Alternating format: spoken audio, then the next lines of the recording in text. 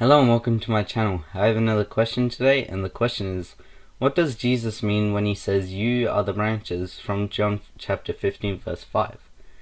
In John chapter 15 verse 5, Jesus uses a vine metaphor to illustrate the spiritual relationship between himself and believers. I am the vine, you are the branches. Whoever abides in me and I in him, he it is that bears much fruit. For apart from me you can do nothing. When Jesus says you are the branches, he is speaking about our dependence on him for spiritual nourishment and fruitfulness. This metaphor is rich with implications, emphasizing not only our connection to Christ, but also our fruitfulness that comes from being united with him. As we reflect on the meaning of Jesus' statement, you are the branches, we must consider our identity and function in relation to Christ. Branches are not independent of the vine, therefore we must draw from Christ our spiritual life and fruitfulness. The image is compelling. To be disconnected from Christ yields nothing of eternal value, while connection ensures life and productivity.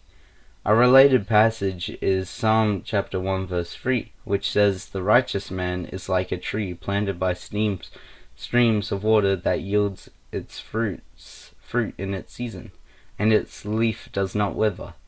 In all that he does, he prospers." The spiritual life of believers flows from being connected to Christ, whoever is the source of true life. Who is the source of true life? The word branches in John chapter 15 verse 5 is plural, indicating a multitude of believers who are connected to Christ. This suggests that parts of living a spiritual life is being connected with other believers. As branches attached to a single vine, our spiritual health partly depends on those around us.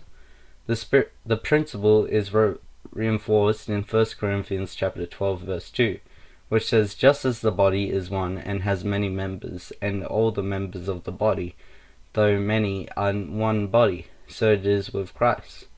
Spiritual productivity is hidden in community. No believer is to try to go it alone. God's purpose in having us connected to Christ is to produce fruit. To be a branch on the vine involves active growth and fruit production.